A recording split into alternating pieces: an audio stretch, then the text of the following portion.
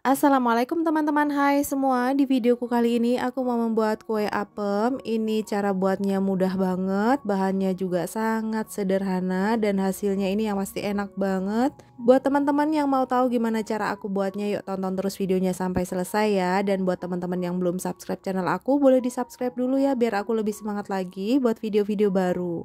Langsung aja ke cara pembuatan. Pertama-tama kita siapkan panci, kemudian kita masukkan 250 gram gula pasir, kemudian kita tambahkan 2 lembar daun pandan, ini sudah aku simpul ya. Kemudian 1 sendok teh garam, kita tambahkan 600 ml air. Kemudian ini kita aduk sebentar. Selanjutnya ini akan kita masak menggunakan api sedang sampai mendidih.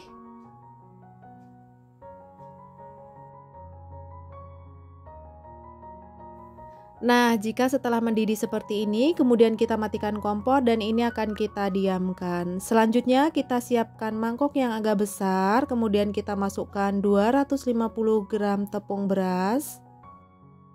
Kemudian kita tambahkan 50 gram tepung tapioka, 1 sendok teh ragi instan. Ini akan kita aduk supaya tercampur rata.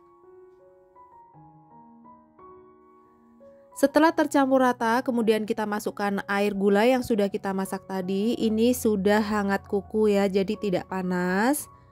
Kemudian ini kita aduk, terus kita tambahkan lagi. Ini aku masukkan secara bertahap. Jadi setelah aku masukkan, aku aduk-aduk, pokoknya sampai teksturnya itu halus ya. Oh ya, buat teman-teman yang sudah subscribe channel aku ucapkan terima kasih. Semoga kalian selalu mendapatkan keberkahan rezeki, selalu dimudahkan segala urusannya, selalu diberikan kesehatan dan kebahagiaan.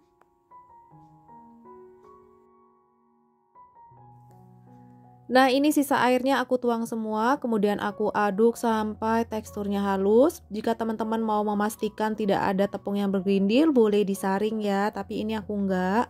Kemudian kita tambahkan 1 sendok makan minyak goreng. Lalu yang terakhir aku tambahkan pasta pandan. Aku menggunakan 1 sendok teh. Kemudian aku tambahkan pewarna warna coklat 2 tetes atau secukupnya aja supaya nanti warnanya itu terlihat cantik. Kita aduk kembali sampai tercampur rata.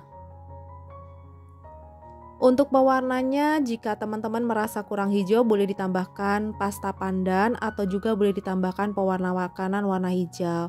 Nah, setelah dikira semua tercampur rata, kemudian ini akan aku tutup menggunakan plastik wrap. Jika teman-teman tidak ada, boleh menggunakan serbet bersih. Ini akan kita diamkan sampai berbuih atau kurang lebih 30 menit sampai 45 menit ya. Setelah kurang lebih 30 menit, ini sudah berbuih dan aku buka plastik wrapnya. Kemudian ini akan aku aduk.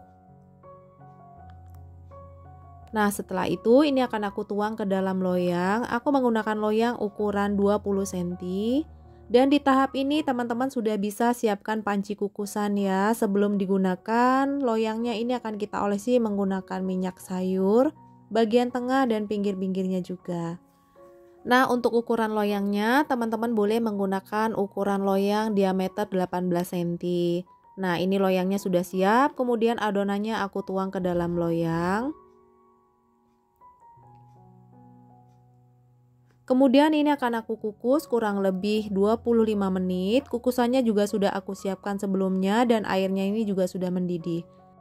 Jika teman-teman menggunakan tutup panci yang datar, boleh dilapisi menggunakan serbet bersih ya, karena aku menggunakan tutup panci yang cekung, jadi airnya itu tidak langsung kena ke bagian kue. Nah, setelah kurang lebih 25 menit, kita tes menggunakan tusuk sate atau lidi. Jika kita tusuk sudah tidak ada yang menempel, berarti sudah matang. Kemudian ini kita angkat dan kita dinginkan. Setelah kuenya dingin, kemudian akan kita pindahkan ke piring saji. Ini gampang banget cara mengeluarkannya ya. Nah, ini terlihat tidak ada yang menempel sama sekali. Kemudian ini akan aku potong-potong. Kita lihat teksturnya ini sangat empuk ya.